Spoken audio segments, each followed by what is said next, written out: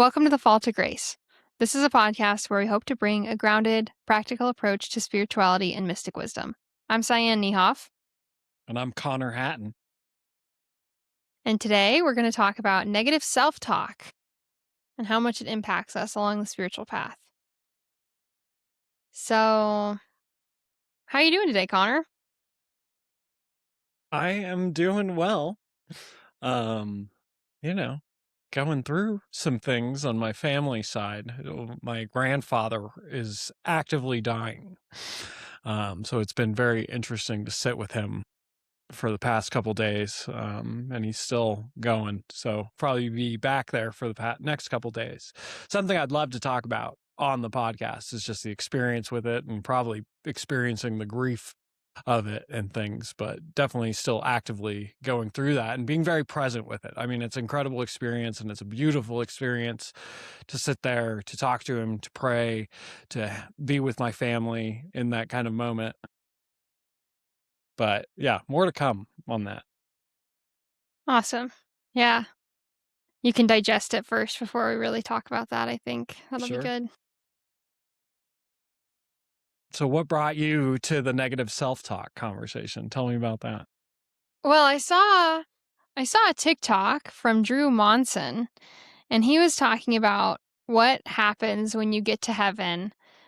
Or he this is how he phrased it. He said, "What if you were to get to heaven and God wouldn't let you in the gates?" And he said, "You were way too mean to him." And he went, "Who? I was mean to who?"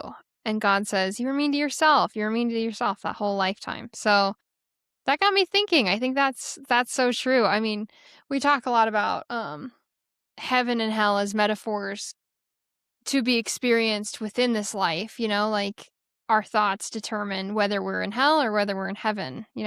It's not necessarily the experiences, it's how we digest the experiences. So, um, but in any case, I just think it was kind of an interesting spiritual topic and it really got me thinking. So I'd love to hear your perspective on that too.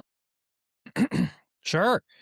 Yeah, absolutely. I am a firm believer in what Jesus said, which is the kingdom of heaven is within us. But that also to me does mean that the kingdom of hell is within us. And, I think that that is very indicative of just where we are mentally and how we are experiencing our reality. Are we constantly criticizing ourselves for everything that is happening around us and everything that we do? Because that is a hellish experience. And it's something that I know well. I mean, I truly believe in this idea that religion is for people who are trying to get to heaven and spirituality is for people who have already been to hell. And that hell is just the mental experience that we have. I mean, I was in such a place at one point in my life where things could have been going extremely well, and I was just so down on myself and so down on the human experience, that I was experiencing hell regardless of what happened around me.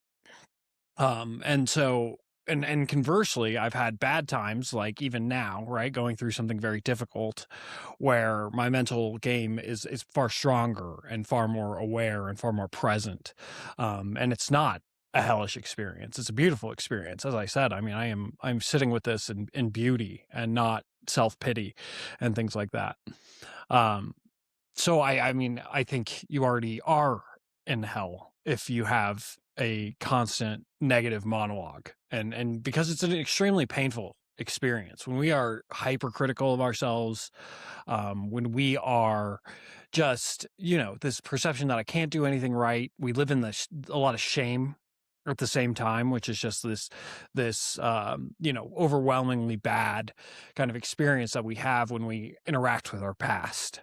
And so the negative self-talk is far more a product of our entire lives than it is in any given moment. Which I think this is a great segue from our last episode, which was just sitting and building a little bit of awareness of what's happening in your mind. This idea that our friend put forth, which is just, can I go to hell for having a negative self monologue? Can I go to hell for having negative self talk? I mean, I think that's beautiful because it's a self aware thought, Mhm. right? It's realizing that the thoughts in my head are prevailingly negative and that it's coloring my experience. So, just to kick us off, I suppose, I find there's a general rule for this in terms of how we should be talking to ourselves and how we can get through negative self-talk, which is that we are kind of split as people between our minds and our heart. And it's so important that we are very critical of our mind and that we are very disciplined and strict with our mind. And it is so important that we are extremely soft and that we are extremely gentle with our hearts. We have to cultivate self compassion before anything else. But that also requires a discipline of thought. And both of those things are extremely difficult, and that line is extremely muddied. So when we have this opportunity to begin to sit with these thoughts and to begin to sit with these emotions, we do begin to see how they color our experience. And the next step is really getting out of those. Um, so, Yeah, so totally. that's what we're here to talk about, I suppose. Yeah, it really is a continuation of last week. That's a great point. So if you haven't listened to that episode, I'd recommend you do. We talk about watching the mind, the constant vigilance it takes when you do begin to watch the mind. You realize, like you said, just how many thoughts along those lines you think on a daily basis. And I think I said in that last episode, I mean, we do get to choose what thought feels good. We get to like kind of go with our preference. It really doesn't matter our external circumstances. We do still get to choose a good feeling thought. Even if we're prisoners, even if we're in a dire situation, or even if we're just plain uncomfortable, we still get to choose a thought that feels better. And that also goes into self concept. It's so important. It's so vital that we have a more or less positive self concept because there's truly no reason not to. It just hurts us. It hurts us so much. It keeps us from doing the things we want to do. It's just a real waste of energy. So, Having a positive self-dialogue is a product of self-love, right? They're very similar things. Is that I have to love myself, and once I love myself, I can begin to talk to myself in a better fashion, in a more gentle fashion, whatever it may be. Uh, what I find in my experience talking to others, and I talk to a lot of people who have had these negative experiences and who live through this negative self-talk, is that that's generally a product of unresolved issues. I mean, it's generally a product of things that we haven't sat with and things that we continue to push down. And I think this is it's an interesting concept, so feel free to disagree. But we are so afraid to look at ourselves a lot of the time. And we have these negative experiences. It can be things that we've done that we're not proud of, or it can be ways that we've treated people that we're not proud of. And we try to avoid those thoughts a lot, right? That's why they come to us when we're falling asleep or first thing when we wake up. It's because our mind isn't primed to repress it just yet. And how many of us have had this experience of like shutting your eyes finally for the evening and then you're immediately haunted by the worst thing that you ever did? That's because that thing is repressed. And the negative impact of the repression is that we constantly don't necessarily have a self concept. We don't know if we're good people and we don't know if we're a bad person. And we're very afraid to look because we have done some bad things. Most people have lied. A lot of people have cheated. A lot of people have stolen, right? And we try to push away those experiences without trying to understand why. And as a result, they come back to haunt us. And that is just our subconscious telling us that these are things that we need to visit with. These are things that we need to sit with because they contain the fuel for our growth. But if we're unwilling to sit with those things because they are a little painful and they are a little scary, then they start to shoot into our consciousness at random times. mhm. And if we repress it long enough and hard enough, it becomes the driving force in our mind, which is just like, what if I do suck? What if I am terrible at everything? What if I am a bad person? And these are all thoughts that need to be explored. And we just need to get over that initial fear of exploring them. Because ultimately when we do finally do that self-exploration and we do finally sit with those feelings, we realize that it's not that we're horrible people, right? The answer to those questions is never that I'm the worst person in the world. Just as with most people, we're all mixed, right? We've all done bad things, we've all done good things. And it's important for us to be able to put our finger on where we actually stand and understand that, like, I'm not the best person in the world, I'm not the worst person in the world, right? But my mind, especially, goes into I am the worst person in the world. I should just get off this planet. Like, I got to do whatever I can to get out of here. And every single time that I've had those thoughts, it's because I'm burdened by something. I'm burdened by something I did. I'm burdened by something I said. I'm burdened by, not performing to the best of my abilities, right? Like every time I do that, I also experience guilt. So when I start to develop vigilance, I start to find where things actually stand. And from there, I can start to work on self love. But if I don't have the ability to sit with those things and I don't have the ability to do like cognizant self examination, I can't just turn my narrative positive, right? Like this is the misnomer that exists, which is just like, oh, you should just start talking positively to yourself. Yeah, you should just replace those thoughts. It's so easy to do, right? But we've already talked about how thoughts are very unconscious. Thoughts are coming to me. They're not things that I'm having. They are things that exist in my mind that are revealing themselves to me. And if I'm not dealing with the underlying causes, then my superficial solution of just like, no, you are great. You are good. Stop talking to yourself like that. Those things just don't work. And that's, I think, the experience that a lot of people have is that they've tried something like that and immediately fail. So this is my invitation and what I'd like to talk about, which is just uncovering root causes to create lasting change, right? If we want to create something that lasts, if we want to start to develop a self-love that is persistent, then we need to be able to do the work internally to find that. Yeah. I mean, I think it can begin with self-allyship more than self-love. That's really where I started. 6 months ago, I really started the journey of, like, self-acceptance, and, yeah, I think self-allyship. You are your own ally, like, you are your own advocate, and in many cases, you're your only advocate.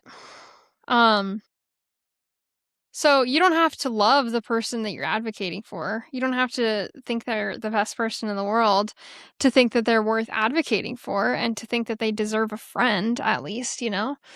Um I think that's a really good place to start is like tending to yourself. Realizing that you at least deserve to be tended to. Um that was easier for me because I could say, "Oh man, I have all these flaws and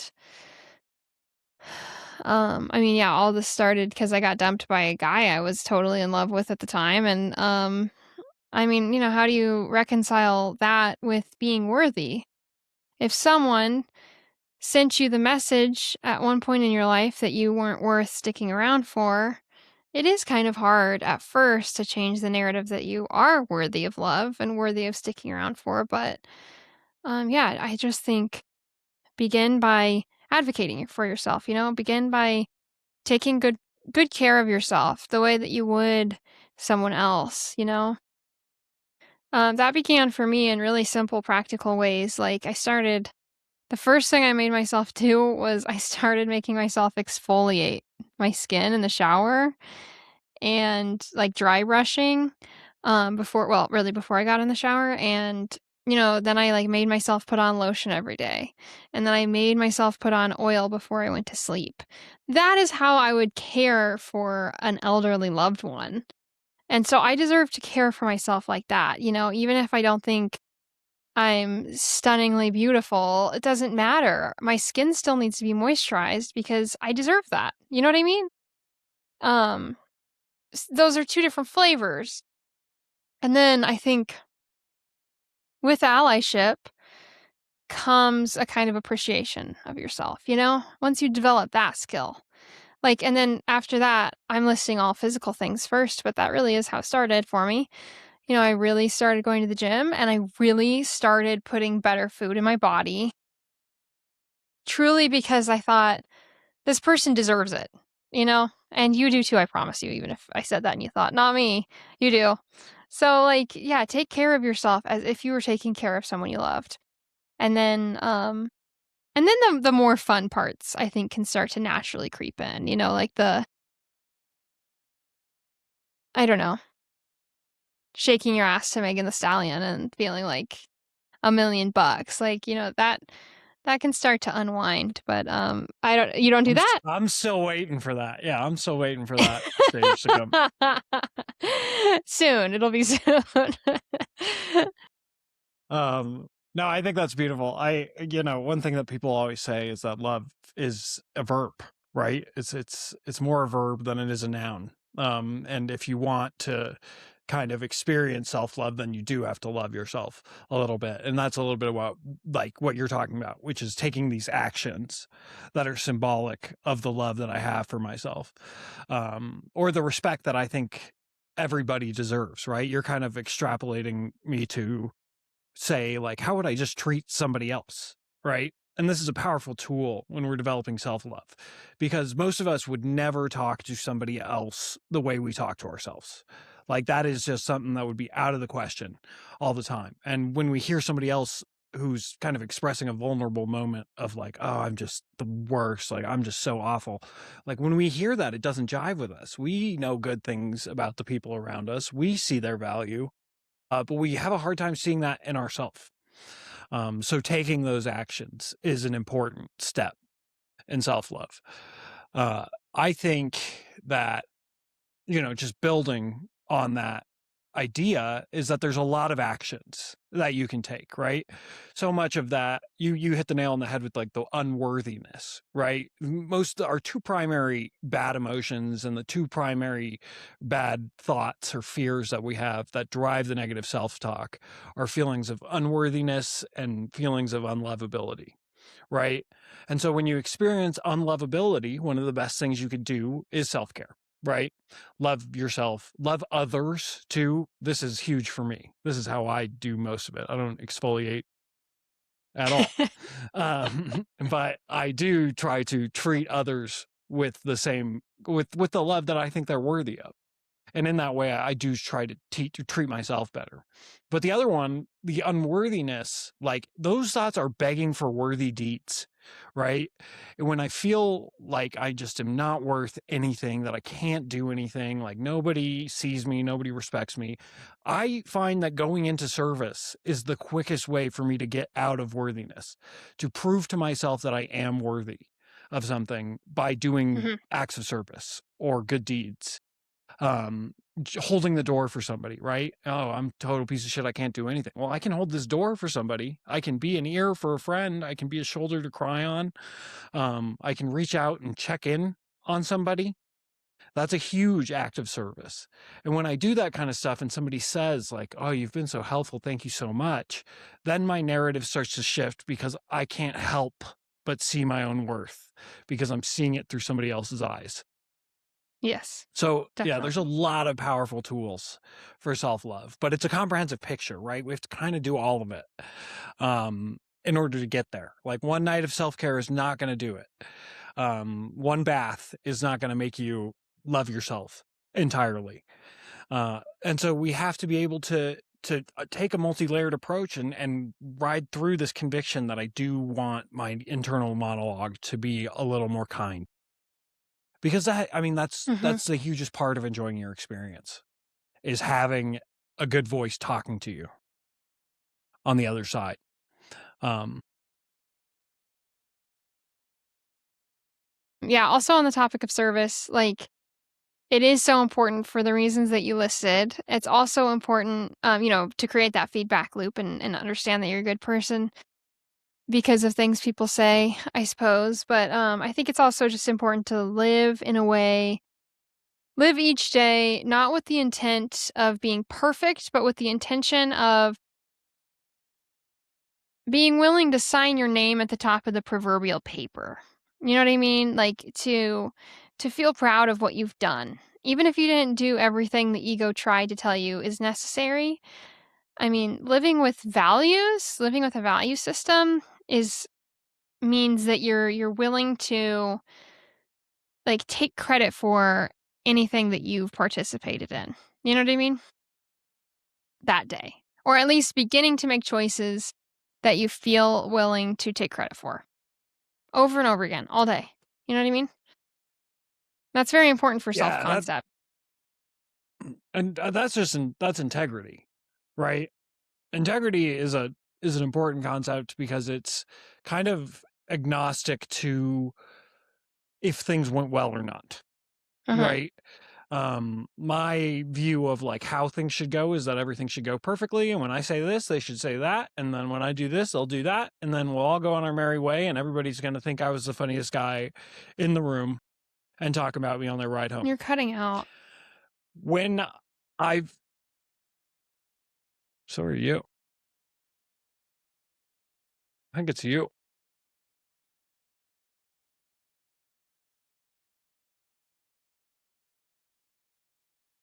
Yeah, you're blurry. Sometimes blurriness is okay though, isn't it? Maybe not, I don't know. Well, I mean, it's a good metaphor, right? Like, we don't do everything perfectly. Like, that's one of the Yeah. first things you have to tell yourself in this negative self-talk is like, you're never going to do anything perfectly. So stop, like, get the idea of perfection out of your head and replace it with integrity, right? Like, if I screw up, can I apologize for that? Can I take accountability for my mistake? Can I try to do better the next time? Like, we lose so much in this idea that like everything has to be good all the time and I need to do perfectly.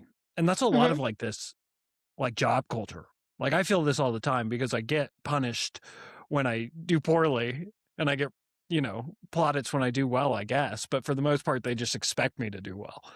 Um but like the bigger thing is that in our lives, like some of the juiciest, some of the best experiences are the ones that we learn from, and those require mistakes, right? Like if I am Yes. to embark on a growth filled experience, then I need to expect to make mistakes, and it's about how I handle those mistakes when they happen more than it is about not making those mistakes.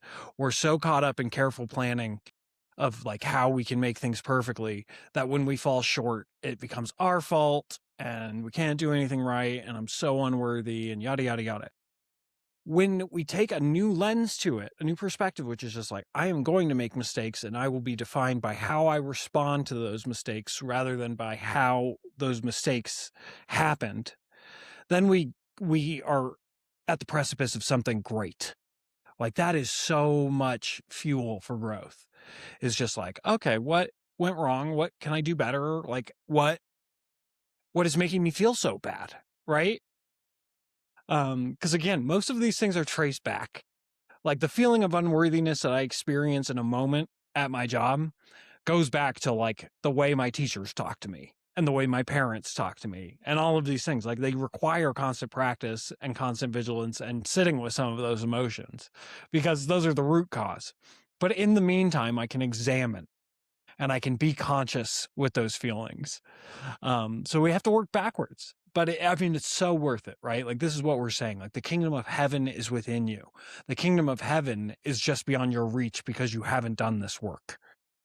And that negative self talk will persist insofar as you don't do this work, which is why I love the work.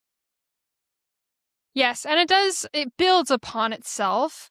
If you'll forgive something very new agey I'm about to say, but this is something that actually I saw in a Bashar video, but I've been really like I have been thinking about it every day since I heard it, but the trajectory, like there is exponential growth along the path, if you can call it that growth. What does that really mean? It's kind of confusing, but it is always trending upward. Our vibrational frequency, if we're being vigilant, and if you're watching this, you probably have some degree of vigilance. The fact that this even interested you, our this is where it gets new agey. Our vibrational frequency is trending upwards in that case, if we're being vigilant with our minds and our thoughts. So, sometimes there'll be moments where it dips down, but it's still going up. Um, and I think that's important to remember that it does build on itself because, like, you probably at first won't be able to look in the mirror and think, yeah, I'm awesome. I'm awesome and sexy, and everybody should know it. You might not be able to do that for quite a while, but eventually you can, I think. You know, you said at the beginning, and I think you make a great point. It's so hard to like do the whole affirmation. It sounds like bullshit when you like are when you hate yourself. Affirmations are like torture. But then one day, you know, after you've lived with enough integrity and after you've forgiven yourself for the times that you weren't living with integrity, and after you start, you know, seeing yourself more clearly that you are a beautiful expression of the divine, affirmations don't feel so corny. They feel pretty natural. Being like, yeah, I am worthy. I can say that now without being like, oh God, that's so corny. That's so gross. You know, I used to, if I would have said that a year ago, I would have felt like I was melting. But now it feels like very natural. Of course I'm worthy. I am, like, just period. So it's not a stretch, you know? I think affirmations are a fantastic place to start with this, right? And no, it is because it's so scary. It is so scary to look at ourselves, and most of us will go our entire lives without doing it, and we'll have a pretty mediocre to negative experience because we've been unwilling to work on ourselves, which is the whole purpose that we're here, right? Is to ask these questions, in my mind, at the very least. Um, but looking in a mirror and saying, I love you. Looking in the mirror and saying, you are beautiful, you are strong, whatever it is that your affirmation is going to be, like that is a powerful first step. And it's a powerful step to show you where you're at, right? Like you were talking about. Like if I had to do this 6 months ago, I would never have been able to do it. Like if you go and look in the mirror and you have a hard time doing this, like just keep doing it. Mhm. Just see what happens after you've done it for a while. Have the courage to do it regardless of the negative feelings that you're experiencing, and keep doing that. Because affirmations are powerful because they give us things to live up to throughout our day too, right? When I start my day with that, I'm working towards that all day long, whether I know it or not. I don't even have to consciously work towards that. I've set my intention. And now when I do make that mistake, if I've had this affirmation that I have integrity, that I am a worthy human being, right? My acts are going to reflect that integrity and that worthiness. And once I do enough of that, I start to cultivate a genuine self-love. I really love myself today. That rocks. It has because it colors my experience. I don't, you know, every single time somebody gets angry with me or makes a mistake or whatever it is, I don't get mad. I don't get offended because I have a strong grounding. I'm extremely rooted in my own self-love. Yeah, that's so true too. It's like you would never tell a child, "You are bad." You know? It's like Brené Brown. She always says that shame comes from, like, those experiences when, you know, someone said, like, "You are bad," instead of, "You did a bad thing." That's the difference between shame and embarrassment, according to her, and I think that's so Mhm. true. You know, if you tell a child, "You are bad," like, there's no coming back from that. Saying, "You did a bad thing," like, that can be d dealt with and then changed, and then you can make, a choice with more integrity next time, and you can forgive yourself, and you can love yourself, you know, like, it's hard. It's hard when shame is part of us from past experiences, but, we have to let it go. And then when you do start to believe it, that's the other crazy thing. Here's another interesting fact about childhood. So in sociology, there's this concept called tracking in schools. It's like, you know, giving a child a standardized test and then putting them on a track, like a gifted track or special ed track, for example. There was this child who was put in the gifted track, and he went through his whole entire schooling career in the gifted track. And then they looked at his test scores, and he actually should have been in the average track the whole time. But he spent his whole life being told that he was gifted and believing that he was gifted, and he ended up, I believe, going to a really good school, and it totally changed his life. Like, he was gifted in all like, in every way, he became the gifted child that they told him he was. I think about that a lot. I mean, that's so true for us, you know? If he had been on the average track, like, who knows, you know? He may not have done so well on his I don't know. I mean, this is the problem with ego, right? Like ego is the monster in the closet of all these spiritual conversations, and most spiritual traditions are directed at tackling the ego. But there's a lot of people who also were on gifted tracks who are now experiencing great shame because for their entire life they were told they were gifted, and now they're in a mediocre job, and now they're unsatisfied with the mediocrity and they think it's below them and they think they should have achieved more, right? Like this is it, the ego is constantly on its swivel and it's constantly telling us that we're not enough. Sometimes it's good, right? Sometimes it does, do well to further us if we believe that we're good and we're all these things. But I don't know, I don't necessarily think that all those things are good. Because shame exists when it's like, here's what I think I should be doing, and here's what I did. And there's a huge gap, and this gap is called shame, right? What I need to do is close this gap, which is just like, this is how I showed up today, right? Or, and like, maybe I could have done better, maybe not. But I was extremely gifted, right? I was very top of the class. And now if I do anything short of perfect, I have shame, right? If that interaction does not go perfectly well and I don't leave with them telling me how amazing that was, then I'm in my own shame puddle. And so that's the peril of a huge ego too, right? Like it's all about ego balance, which is understanding again that I'm not gifted and I'm not underprivileged. Like there's no such thing as that, which is the Yeah. spiritual perspective that I am a worthy human soul having an experience, right? Take out that I'm great, take out that I'm horrible, and what do I get? And that's what I need to be working with. See, this is why I do have a little bit of a problem with affirmations. I think they're an amazing place to start on a self-love journey. But I don't think that me constantly telling myself I'm good, I'm good, I'm good, I'm good necessarily contributes to my growth. What contributes to my growth is my willingness to sit with negative emotions, my willingness to learn from my experience, and my willingness to incorporate those lessons. And that's what I've found, right? Like when my identity shifted from being like, oh, I'm a gifted kid who just needs to do everything right all the time to I am a human soul that is constantly growing and constantly going to make mistakes.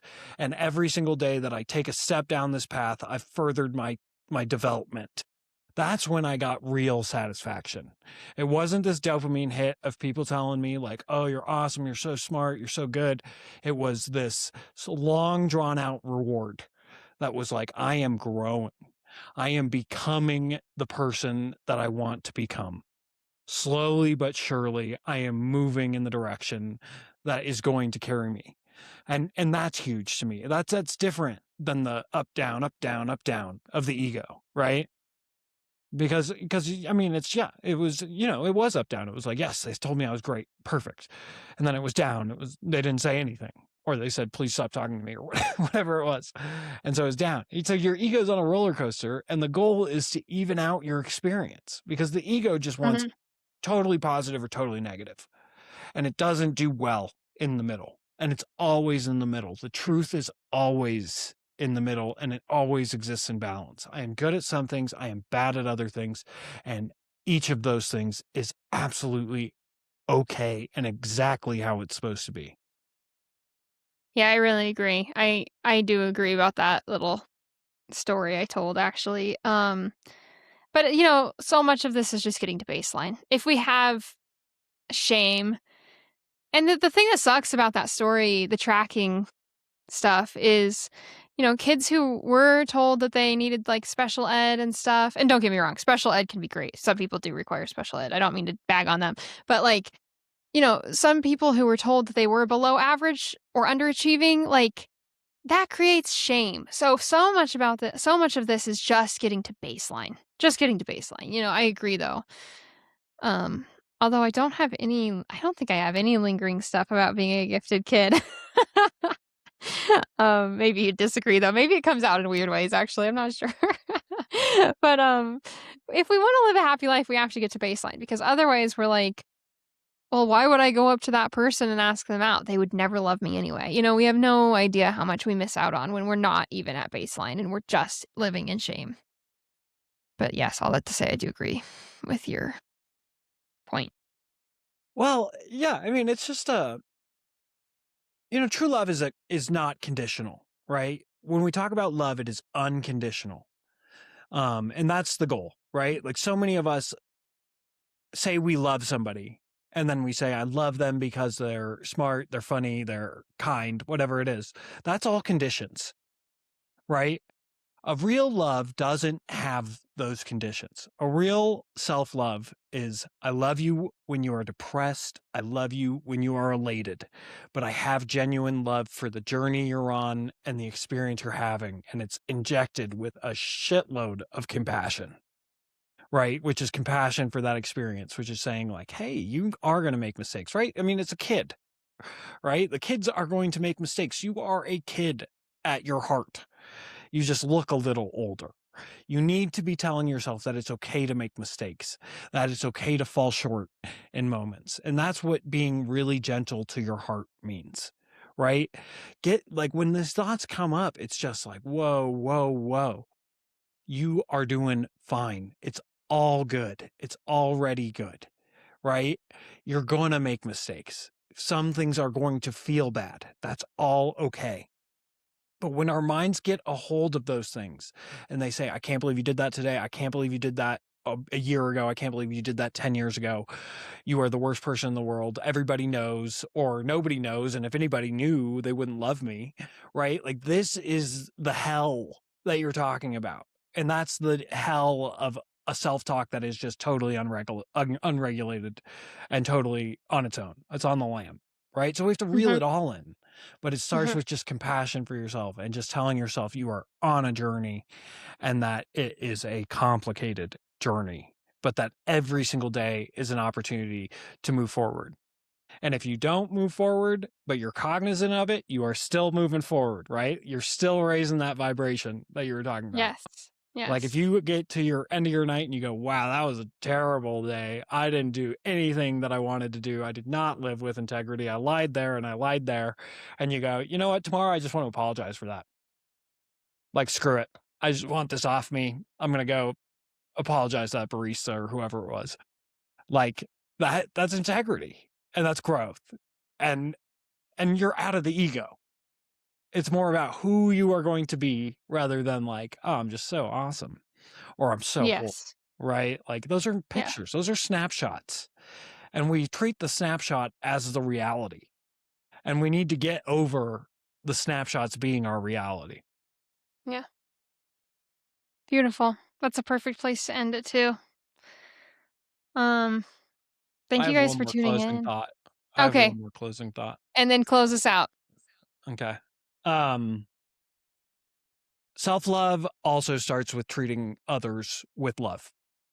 The one of the constant truths on a spiritual path is that what's inside is also outside. Your world is a reflection of your internal world. The more you can do acts of service and the more you can love others unconditionally, the more apt you are to love yourself. You're increasing those capacities for yourself, for worth and for love. Some of us have a hard time sitting with these feelings. And even if we do get to sit with them, we still don't know what to do with them. So one of the best things we can do is externalize and treat others better and call a friend and tell them you love them, right? Just doing small things, checking in on friends will naturally build your self-love. And sometimes that's where we need to start. And that is a-okay. But just getting a start on it is a huge, huge step. Um, as Cyan would say, I think that's all we have time for today. Thank you guys for listening. It really means the world to us. If you have questions, if you want to talk to us, please do reach out to us on one of the social media platforms. We're on Instagram, we're on TikTok at the Fall to Grace. We love your questions, we love your feedback, and we try to incorporate them into what we talk about. We love you guys very much. We hope you're well, and we'll talk to you in a week. See you in a week. Thanks for tuning in. please also rate and review the podcast. That's very helpful to us wherever you're listening. Yeah. So, yeah, Yeah. thank you. Mm, mm. Love you. Goodbye. Love you. Bye.